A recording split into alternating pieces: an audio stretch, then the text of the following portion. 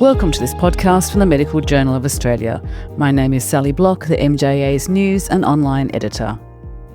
The MJA acknowledges the traditional owners and custodians of the land on which we live and work across Australia. This podcast was recorded on the lands of the Gadigal people of the Eora Nation. I pay my respects to the elders past and present. Today we'll be talking about a type of trauma that generally can't be seen by the eye. Complex trauma is defined as repeated, ongoing and often extreme interpersonal trauma between people, and it can involve violence, abuse, neglect or exploitation experienced as a child, young person and adult. The Blue Knot Foundation is a national centre of excellence for complex trauma. Joining me today is the Foundation's President and Managing Director, Dr. Cathy Kezelman AM, to talk about complex trauma and how clinicians can help patients who are affected by it. Well, Cathy, first of all, I'm going to ask you, the word trauma is used very liberally these days. What is the actual definition of trauma in a therapeutic setting? Trauma is any event or events which overwhelm our capacity to cope, so overwhelm our nervous system. And what could that be experienced at the time or later? I mean, when your nervous system is overwhelmed, it often puts us on high alert. We can feel hypervigilant, agitated, or actually shut down and withdrawn. And so what's the difference between post-traumatic stress and complex trauma? So complex trauma occurs when you've experienced repeated, ongoing and often extreme trauma, often interpersonal trauma, such as abuse, violence, neglect. And because it occurs over a long period of time and often during critical developmental years, it impacts, the very core sense of yourself and your ability to have healthy relationships and a whole range of other things, including often your physical and mental health and well-being. Is complex trauma something that is always developed in childhood, or is it something that can develop in adulthood? Yeah, not necessarily, but what we know is that it is cumulative. So if you experience one trauma, often, and we've seen this recently with, the terrible events in Bondi, but globally as well, we're in a world where, there's very frequent traumatic impacts. And if you've had pre-existing trauma, either from childhood or as an adult, that can actually exacerbate the impacts. So as you said before, there's various manifestations of that, and that includes things like being hypervigilant. Would that include physical things like anxiety, or are there other things that occur? No, absolutely. It can have a whole range of impacts, and I suppose it's why it's very important to have the possibility of trauma on the radar. It can present as anxiety, depression, dissociation, chronic health issues can affect, cardiovascular system, metabolic system, immune system, chronic pain, medically undiagnosed presentations, irritable bowel. There's a whole range of presentations that can be as a result of complex trauma. I'm not saying they're always underpinned by it, but it's why it's very important to just be aware of the possibility, just to enable a response that is what we call trauma-informed and doesn't actually make the person's situation worse, but actually is empathic and listening and supportive. And so for our health practitioners, clinicians, doctors dealing with their patients, how would they know that their patient is experiencing complex trauma in the first place? Look, as I say, it's about having it on the radar and being aware that it is part of the human condition. And, I was trained as a doctor and, we're trained to, wonder what's wrong with the person. But this is about, understanding what's happened to a person along life's journey and how it may have created particular sensitivities and vulnerabilities in the way that they present. So, for example, it may be someone who always is presenting in crisis, but then doesn't turn up, who appears, very reactive when you're engaging with them, and they may be inadvertently triggered by something you've done. It may be, some of those presentations we spoke about, someone with eating disorders or self-harm or suicidality, just thinking about what could have happened to the person along life's journey and asking a curious question, not trying to dig into the trauma, but asking a curious question, has something happened to you in the past that made you feel intensely uncomfortable or has affected the way you've been right through your life? Or, for example, we know that many people have experienced violence and abuse. Is that part of your history? So not digging in, but just opening it up. And so what are the consequences if someone digs in too hard and says, were you sexually abused? And that was something that was prominent within their trauma. Look, and I suppose, this is a very quick chat and it's all very context-based, but I suppose many GPs are in a situation where they have a relationship with the person over time. So it really is engaging, that your relationship with that person and establishing a space of safety before exploring this in any way. But the potential consequences, there are consequences of not thinking about it and not, exploring it, considering it, and consequences of digging in too deep. And, people can get triggered. So what it may do for someone whose nervous system is hyper-aroused is it may dysregulate them. It may mean that their cortex goes on, their prefrontal cortex goes offline.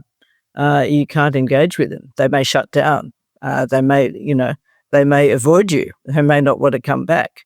But that also not thinking about it means that, you're not aware of how you might be able to help and how you may be able to minimize the impact of not knowing. So if someone's evidently triggered in a consultation, what is the best practice for handling that? Look, I suppose it's about noticing what's happening to them, supporting people with, breathing techniques, orienting them to the space and to the time, whatever you do to help them feel safe and secure at that point.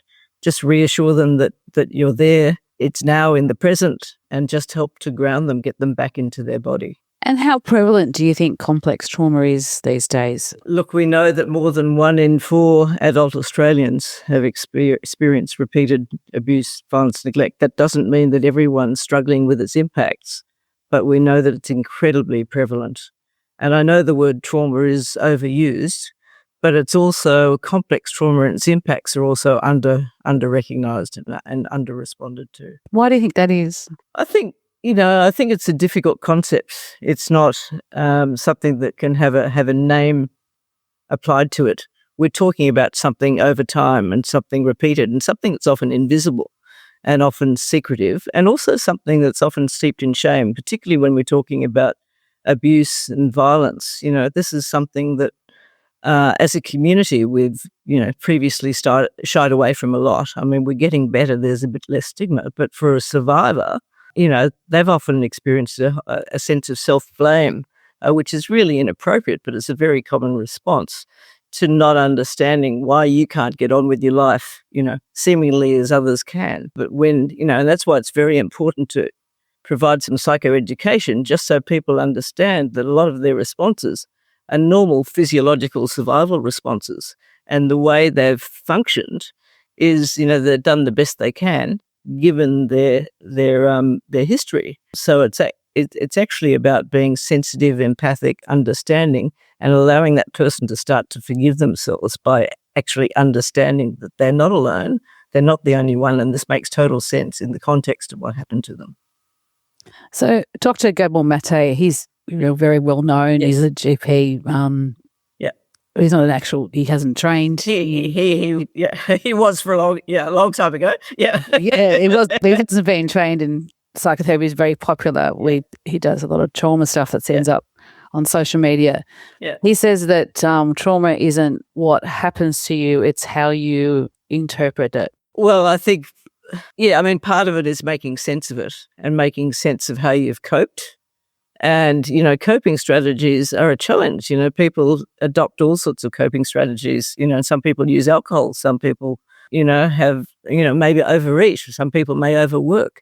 But it's about, again, understanding, creating meaning. But it's also about understanding your body and why your body's reacted as it has. And I think understanding the physiology can help us make sense of some of the struggles in our daily life, the struggles with relationships, the struggles with our physical and mental health, the struggles with, holding down a job, struggles with turning up for healthcare appointments. And there's a lot of people who are high functioning who, maybe going around dysregulated but coping or anxious as well. So for those people, you know what I mean? They're not sitting at home drinking bottles of alcohol every night. They're showing up at work. They're in important positions, all that kind of stuff. That's right. And so they found a coping mechanism that's more socially sanctioned, but it still doesn't mean that they're hunky-dory. There are still challenges, and you say there are impacts and there are ways it plays out.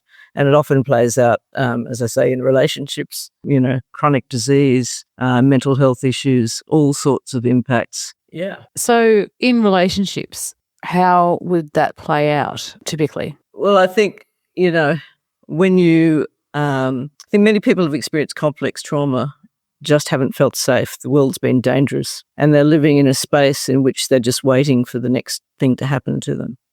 And so, they actually are really struggling with their own relationship with themselves, their sense of identity, their sense of self-worth. And therefore, if you're struggling with that in yourself, it's really hard to trust someone, particularly when you've been betrayed, and often repeatedly betrayed by the very people who are meant to care and nurture for you. How it's very hard to build a, so-called healthy relationship, with that as the foundation. And the way you'll see it played out, you see that, often people will have a series of, for example, domestic violence relationships. Now, that's not to judge that, because you can certainly understand it if that's familiar, but it's almost like a magnetic response to the familiarity, and a relationship that's not healthy, a relationship in which you're repeatedly getting harmed, but yet you don't have the tools and the internal resources to do something about it. And what about the person doing the harm? I'd imagine they'd be suffering from some sort of trauma themselves. Absolutely, often so. And there's always been this, dichotomy between, perpetrators and victims, and not to say that, harming someone is ever sanctioned. I'm not saying that at all, but everyone needs to be understood. And, what we know is that many people who are in prison who've, committed horrendous crimes, and we've done some of this work as an organisation, have experienced, profound repeated trauma, where, in their childhood, they didn't get any of the basics. And as we've worked with them and they realise that, they're not inherently bad, what happened to them was horrendous. And they just haven't had the foundations to, know how to navigate the world in a way that's, not destructive, both to themselves and to others. And, not saying any of that is easy, but, in the work we did, we found some remarkable insights from people who just said, okay, I'm going to do this differently now. That's a long path. But for the first time, they had someone who engaged with them, listened to them, heard them, understood them, believed them, and they started to have some insights into themselves. So when you talk about when you work with them, what are you actually doing? Like, what kind of therapies are you using, or what helps? This was very simple work, and this is just the beginning of the journey. So this was a telehealth service with counsellors who are working in a trauma-informed way, providing psychoeducation to inmates in correctional centres. And, we did a study with the University of Queensland of this, and what we found after even 6 sessions with inmates, many of who, as I say, committed horrendous crimes, there was already an improvement in their mental distress, in their trauma symptoms, and in their sense of hope for the future. They were able to see the possibility of doing things differently. Now, unfortunately, we didn't get to do anything long term, and and not to say that's the only approach, but it sounds simple, but for people who are in a highly punitive system, it was actually quite unique to have that experience. It's a shame they didn't get the follow-up care. Oh, yes. And not for our want of trying. We tried to get that refunded everywhere. But anyway, it was just absolutely such profound work for our team. Absolutely profound work, because initially, our counsellors were quite concerned about working with that population, to be honest. And then they saw the biggest shift and change in, people who, would present initially very shut down and defended, and then the vulnerability came out, and a degree of understanding. Early days, but yes, great pity it didn't continue. Well, that's amazing. So on the other end of the spectrum, for those who don't express their trauma through criminality, yes, but going about their daily lives with either chronic disease, because is a way you treat someone. So when you said people have chronic, like physical illness, like IBS, can have that, as well as you've got the mental illness, the anxiety, and those kinds of things. How do you treat both types of expressions of complex trauma? Look, and and maybe I'll talk about myself, because I've and what happened to me in a therapeutic process in terms of physical presentation. So I suffered intense chronic headaches before I started psychotherapy for my own trauma. Well, I didn't know I was going into it for my trauma when I first went. I'd experienced anxiety, depression, panic attacks, suicidality. So that was the presentation. But over time, as I started to work through the impacts of my trauma, those headaches, just not magical, because it took many years, but they've resolved fully.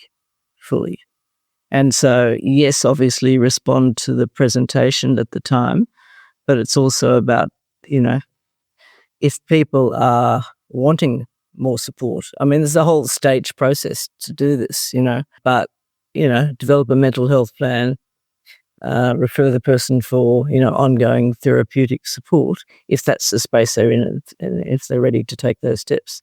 But I suppose it's really important to say that the first response for anyone who's experiencing, or presenting with trauma-related symptoms is to ensure their safety, help them feel grounded, just help them stabilize, what are often very labile emotions and reactions. Another thing is that there is the all-pervasive view, because of social media and all these kinds of things, pop psychology these days, that, it was interesting you said it took time for you to be in therapy for the headaches to go. There's kind of like this perception that it's an instant fix. Therapy or therapies for any manner of things should happen quickly. There's not this understanding that it's actually a process and learning different skills. Yeah, well, if someone's experienced, repeated ongoing trauma right through their life, it just doesn't make sense to expect that to happen to get fixed in, a few sessions. This is about, as I say, your core identity, your sense of belonging, your self-worth, your relational capacity, and, just going back and thinking about a childhood, when you didn't receive that. You didn't receive all those things that you need as you're developing, all those stages you missed, all the harm that was done to you at various stages. That's not a quick fix, but, everyone's, and therapy is not for everyone. Everyone's process of recovery is different. And, it's about finding what it is that supports you at a particular time. And for a therapist, it's often about, using a whole lot of different approaches that are tailored to the person. So, certainly not a one-stop shop. But, I suppose the core message is that, absolutely, people can and do recover to live full and rich lives. And I suppose, another critical element is that often people in the midst of the impacts of complex trauma lose all hope. And it's about holding on to that hope and knowing that it can be better, because it's not a linear process. It takes a lot of time. There's a saying that, the slower you go, the faster you will get there. And that's true. It has to go at the person's pace. They have to feel safe. You have to build trust. They have to feel that, and they have to not just feel, they have to have, some autonomy in the process, some choice. These are all what we call trauma-informed principles. This is how to work with human beings the way we want to be responded to, respected, treated with dignity. All of the core principles of working as a doctor. This is how we respond to people in our care. Could you tell us a bit about the Blue Knot Foundation and how it was founded and what's its purpose? Look, Blue Knot Foundation was founded about 30 years ago. That's 30 years ago last year, by 3 women who were child sexual abuse survivors who looked for help and couldn't find any. So they started their own organisation. The organisation has grown and evolved since then enormously. And, we exist really to advocate for and educate around complex trauma. And what we do is provide direct services, telehealth services to survivors, workshops, educational workshops, also for survivors and their family members, carers. We also do a lot of training for practitioners and agencies.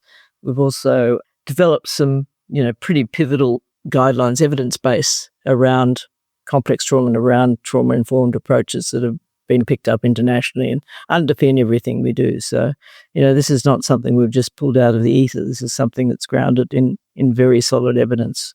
And it just makes sense when you understand the physiology of trauma and survival instincts and the way people cope and the impasse. It just makes sense. It's interesting that it's one thing to talk about people's different childhoods or, having abuse as a central thing of your childhood.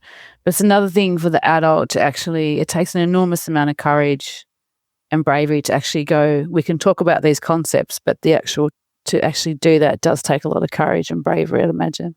No, it takes a lot of courage, and it takes a community that's willing to listen and willing to, that is empathic, that, puts the judgment aside, that isn't punitive. And we saw during the Royal Commission into Institutional Responses to Child Sexual Abuse, the number of people who came forward and the relief for them that for the first time they felt that they were heard and believed, and that did start to, change a little bit of society. And the same with domestic and family violence. There is, certainly more awareness, more of a public discourse.